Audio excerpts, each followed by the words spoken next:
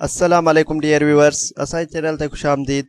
अॼु जी हिन वीडियो में असां तव्हांखे एक इंतहाई इम्पोर्टेंट इंफॉर्मेशन ॾींदासीं त गवर्नमेंट ऑफ सिंध पारां जेको आहे इंफॉर्मेशन टेक्नोलॉजी में स्कॉलरशिप्स अनाउंस कयूं वयूं आहिनि ऐं इंफॉर्मेशन टेक्नोलॉजी डिपार्टमेंट जे तरफ़ां जेको आहे सो गवर्नमेंट ऑफ सिंध तरफ़ां डिफरेंट यूनिवर्सिटीज़ में इंटरमीडिएट पास कैंडिडेट जे लाइ कोर्सिस फ्री ऑफ कोर्सिस जेको आहे ऑफर कया विया आहिनि। जीअं त तव्हांखे ख़बर आहे अॼुकल्ह जेको आहे सो टेक्नोलॉजी जो दौरु आहे, इंफॉर्मेशन टेक्नोलॉजी दौरु आहे, कंप्यूटर जो दौरु आहे, त उन सिलसिले में गवर्नमेंट ऑफ सिंध जो ही इंतहाई इम्पोर्टेंट क़दम जंहिंमें जेको आहे सो पूरे सिंध जे डिफरेंट डिस्ट्रिक्ट जे लाइ डिफरेंट यूनिवर्सिटीज़ में कोर्सिस अनाउंस कया विया आहिनि। हीअ तव्हां ॾिसी सघो था, हीअ जेके कोर्सिस आहिनि इहे यूनिवर्सिटीज़ में ऐं जेको आहे सो उन जे कैंपसिस में हलाया वेंदा। त जीअं तव्हां ॾिसी रहिया आहियो त कराची डिवीजन जेको आहे ऐं थरपारकर डिस्ट्रिक्ट जे लाइ NED university of engineering and technology Karachi जे तरफ़ां जे कोर्सिस कया वेंदा ऐं सखर जे कैंडिडेट जे लाइ, लाड़काने जे कैंडिडेट जे लाइ, शहीद बेनज़ीर अब्बास जे कैंडिडेट जे लाइ सखर IBA यूनिवर्सिटी खे सिलेक्ट कयो वियो आहे। ऐं ईअं ई जेको हैदराबाद डिस्ट्रिक्ट आहे, जेका हैदराबाद डिवीजन आहे ऐं मीरपुर ख़ासि आहे, त उन जे लाइ Mehran university of engineering and technology खे सिलेक्ट कयो आहे त उहे कोर्सिस कराईंदा। IT सर्टिफिकेशन जा जेके प्रोग्राम आहिनि उहे ही आहिनि: Java developer, Python developer, database administrator, graphic designer, e-commerce professional, digital marketing professional, web developer, mobile application developer ऐं डेटा साइंटिस्ट। ही कोर्स 2 महीननि जो कोर्स आहे ऐं Monday to Friday 5 day week आहे। इन जो 3 आवर्स पर डे जेको आहे कोर्स थींदो। इन में जेका मैक्सिमम तव्हांखे अटेंडेंस रखणी आहे उहा 90% ऐं एज जेका रखी वई आहे उहा मैक्सिमम 22 ईयर आहे। इन जी जेका रजिस्ट्रेशन जी डेड लाइन आहे उहा 28 जुलाई आहे ऐं क्लासिस जेके स्टार्ट थी वेंदा आहिनि कोर्सिस जा जेको आहे 12 अगस्त खां पूरे सिंध में स्टार्ट थी वेंदा।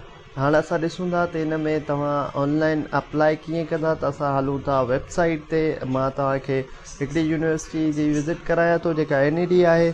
त NED वारा कीअं अप्लाई कंदा, बाक़ी ॿियनि यूनिवर्सिटियुनि जी जेके ही लिंक ॾिनल आहिनि उन ते वञी तव्हां जेको आहे अप्लाई करे सघो। जेकॾहिं अगरि तव्हां हैदराबाद डिवीजन मां तालुक़ु रखो था मीरपुर खां, त तव्हांखे ही रजिस्ट्रेशन लिंक आहे www.mute.edu.pk/PITP। अगरि तव्हां कराची डिवीजन मां था अप्लाई कयो या तव्हां थरपारकर डिस्ट्रिक्ट मां अप्लाई था कयो त हिते आहे academy.ned.uet.edu.pk/PITP।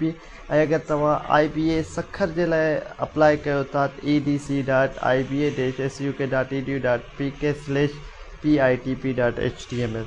त ही 3 डिफरेंट लिंक्स आहिनि। तव्हां पंहिंजे डिस्ट्रिक्ट मुताबिक़, डिवीजन मुताबिक़ अप्लाई कंदा। हीअं हलूं था असां NED जी वेबसाइट ते ऐं ॾिसंदासीं त इन में तव्हां ऑनलाइन कीअं अप्लाई कंदा। त हीअ असां लिंक कॉपी करे ऐं हिते पेस्ट कई।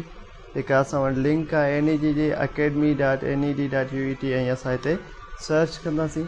जीअं ई असां सर्च कयोसीं तीअं असां अची वियासीं People's information technology pro PITP 2 month People's information technology programme आहे। ही इन जी एलिजिबिलिटी जेका आहे उहा इंटरमीडिएट आहे। हाणे हीअ मथे लिंक तव्हां हिते एडवर्टाइज़मेंट तव्हांखे नज़र अची वेंदी जेका मां तव्हांखे ॿुधाई। हिते तव्हांखे जेको आहे सो रजिस्ट्रेशन लिंक मिली वेंदी, हिते रजिस्ट्रेशन फॉर्म मिली वेंदो। हिते तव्हां वञी करे जीअं इन ते तव्हां क्लिक कंदा त हीअ हिकिड़ो गूगल फॉर्म जी सूरत में रजिस्ट्रेशन फॉर्म आहे जंहिंखे तव्हां अप्लाई करणु। हिते तव्हां एप्लीकेशन नेम लिखंदा, हिते फादर नेम, हिते जेंडर जेको आहे ऐं उन खां अलावा पंहिंजो तव्हां कॉन्टेक्ट नंबर ॾींदा, तव्हां पासपोर्ट साइज़ फ़ोटो अपलोड कंदा, CNIC एड्रेस तव्हांजी जेका आहे, सिटी जेको तव्हांजो आहे, प्रोविंस, डेट ऑफ बर्थ ऐं उन खां अलावा तव्हां जेके बि सर्टिफिकेट करणु चाहियो था मैक्सिमम तव्हां 2 करणु चाहियो त एट ए टाइम तव्हां 2 करे सघो था मैक्सिमम। हिते तव्हां क्वालिफिकेशन इंटरमीडिएट लिखंदा ऐं उन खां अलावा जेको आहे तव्हां हिते पंहिंजी कॉलेज या यूनिवर्सिटी जितां तव्हां कयो आहे हिते तव्हां पंहिंजो उनजो सर्टिफिकेट लॻाईंदा जेका तव्हांजी लास्ट डिग्री आहे। ऐं हिते तव्हां सिलेक्ट लोकेशन कंदा त तव्हां अगरि छो जो मिठी थरपारकर वारा ऐं कराची वारा हिते सिर्फ़ु अप्लाई करे सघंदा NED में। तव्हां किथां खां बिलोंग कयो था, कराची खां या मिठी थरपारकर, तव्हां उहा लोकेशन पंहिंजी सिलेक्ट कंदा ऐं सबमिट बटन ते क्लिक कंदा तव्हांजो फॉर्म सबमिट थींदो। मज़ीद अहिड़ियुनि इंफॉर्मेटिव वीडियोज़ जे लाइ असांजे चैनल खे लाइक कयो त जीअं अहिड़ा जेके बि स्कॉलरशिप जा मौक़ा हुजनि त तव्हां ताईं पहुची सघनि। अल्लाह हाफ़िज़।